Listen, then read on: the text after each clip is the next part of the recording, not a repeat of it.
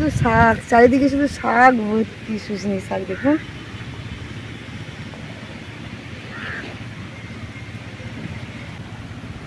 নমস্কার, সোনাঝুরি ফুটে আপনাদের সবাইকে জানাই অনেক অনেক স্বাগত। কয়েকদিন ধরে আমাদের মানে পাড়ার সবাই প্রচুর শাক খাচ্ছে, এখানে ভর্তি হয়ে আছে। আর বৃষ্টি পড়ছে, যত তুলছে তত আরও নতুন করে শাক গজাচ্ছে। তাই আজকে আমি চলে এসেছি শুশনির শাক তুলতে। আর শুশনির শাক আর তেলো কাঁকড়া যদি পাই মাঠে, কেননা বৃষ্টি হচ্ছে, মানে তেলো কাঁকড়া তো উঠবে, খাওয়া হয়ে যাচ্ছে কদিন, কই মাছ, তেলো কাঁকড়া। আবার আজকে রাতে বেরোবে, দেখি যদি পাই তো কাঁকড়া দিয়ে এই শুশনি শাকের রেসিপি আপনাদের সঙ্গে শেয়ার করব। আর যদি না পাই তাহলে ভাবা যাবে যে কী দিয়ে বানানো যায় এই শুশনি শাক। শুশনি শাকের ভাজা চচ্চড়ি করে প্রচুর খেয়েছি। দেখুন এত সুন্দর হয়েছে যে কি বলবো, বৃষ্টি পড়তেই বেশি হচ্ছে। শুধু শাক দেখুন, এগুলো শুধু শাকের মধ্যে। একদিন আমাদের বাজারে যেতে হয়নি, কাঁকড়া পড়তে কাঁকড়া দিয়ে শুশনি শাক হয়েছে, আর কই মাছ ধরেছিলাম। সেদিন আপনাদের দাদা বাড়িতে ছিল না, তাই জন্য ভিডিও করা হয়নি। নাহলে অনেক কই মাছ পেয়েছিলাম, 10টা মতো কই মাছ পেয়েছিলাম, কাঁকড়া 4-5টা পেয়েছিলাম। তো কাঁকড়া, কই মাছ, সেদিনকার মাছ কিনতে যাওয়া হয়নি, মাছ শাক। দেখুন শাকগুলো দেখুন, শুধু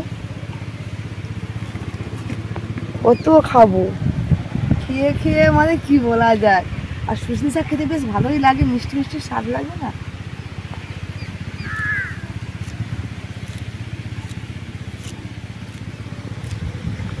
খুব সুন্দর হয়েছে দেখুন।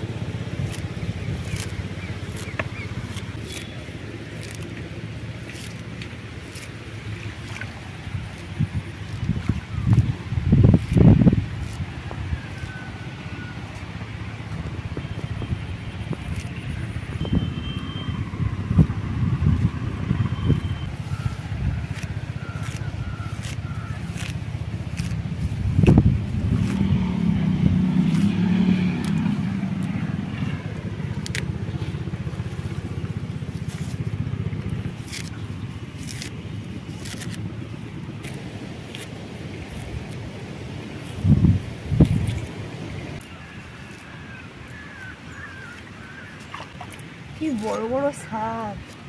আর এই শাকগুলো কিছুদিন আগে একটু শক্ত শক্ত ছিল, আর এখন কি নরম হয়ে গেছে বৃষ্টি হতে। বেশি তুলবো না, হয়ে গেছে, আর বৃষ্টি আসবে, মেঘ ভীষণ করেছে। দেখুন বাড়ির কাছে যখন হয়ে আছে, যখন তখন এসে তুলে নিয়ে যাব। আর খুব বেশি দিন তো থাকবে না, বৃষ্টি হলে মাঠ ডুবে গেলে সব শাক ডুবে নষ্ট হয়ে যাবে।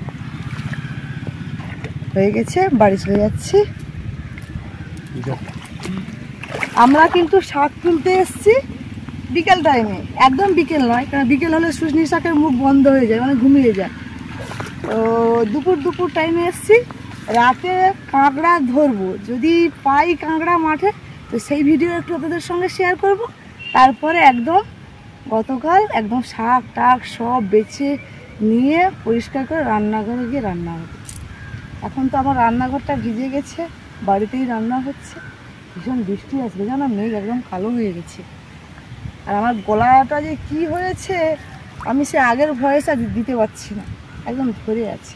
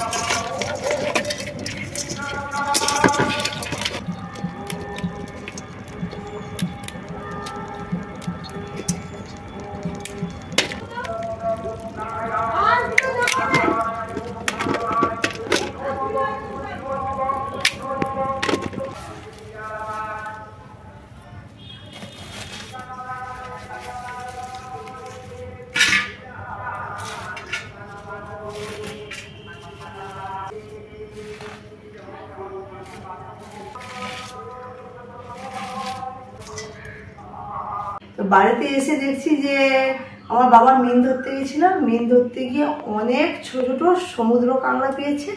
সেই সমুদ্র কাঁকড়া আর সজনে শাক দিয়ে রান্না করব।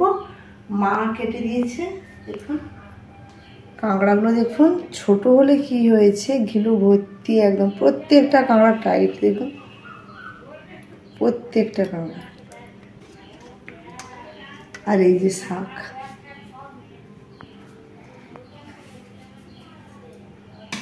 আজকে শাক আর কাঁকড়া দিয়ে কিভাবে রান্না করি আপনারা দেখতে থাকুন।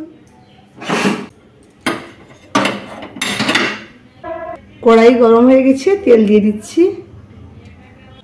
তেল গরম হয়ে গেছে, দিয়ে দিচ্ছি গোটা শুকনো লঙ্কা এবং 5 ফোড়ন, পেঁয়াজ কুচি,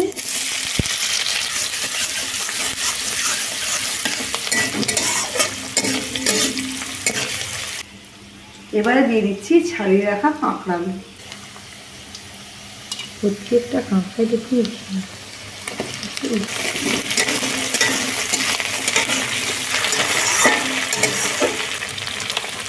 পেঁয়াজের সঙ্গে কাঁকড়া কিছুক্ষণ ভেজে নিয়ে এবারে দিয়ে দিচ্ছি আলু কুচি,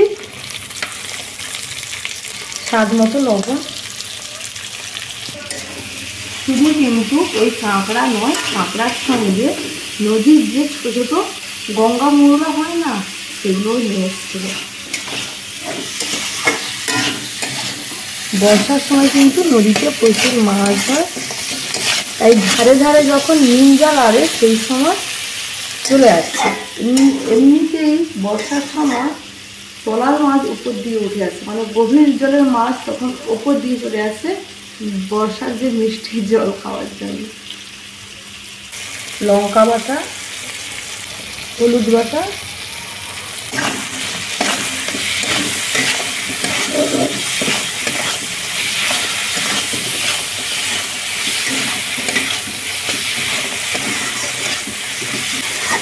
সব কিছু মশলা আমি এই কাঁকড়া আলুর সঙ্গে কষিয়ে নেব। শাক দেওয়ার পরে তো আর মশলা কষানো যায় না, তাই জন্য কষিয়ে নিচ্ছি। এই যে মশলাটা কষাচ্ছি, এর যে পুরো স্বাদটা শাকের মধ্যে ঢুকে যায়, এইটা দিয়েও ভাত খেতে পারি। এবারে দিয়ে দিচ্ছি শুশনি শাক।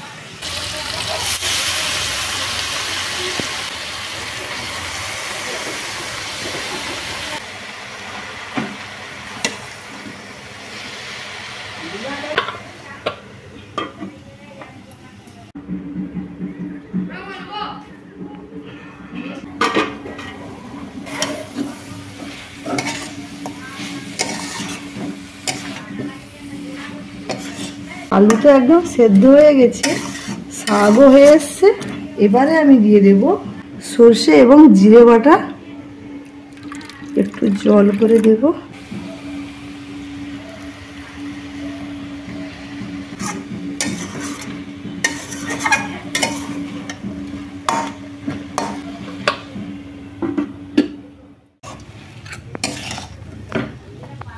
সজনে শাকের রেসিপিটি কিন্তু একেবারেই হয়ে গেছে, দেখুন।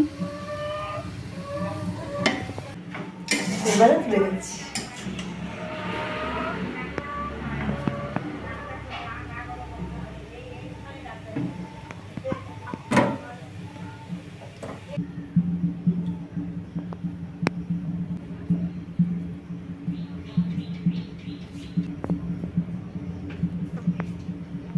আজকের এই শুশনি শাকের রেসিপিটি আপনাদের কেমন লাগলো অবশ্যই জানাবেন।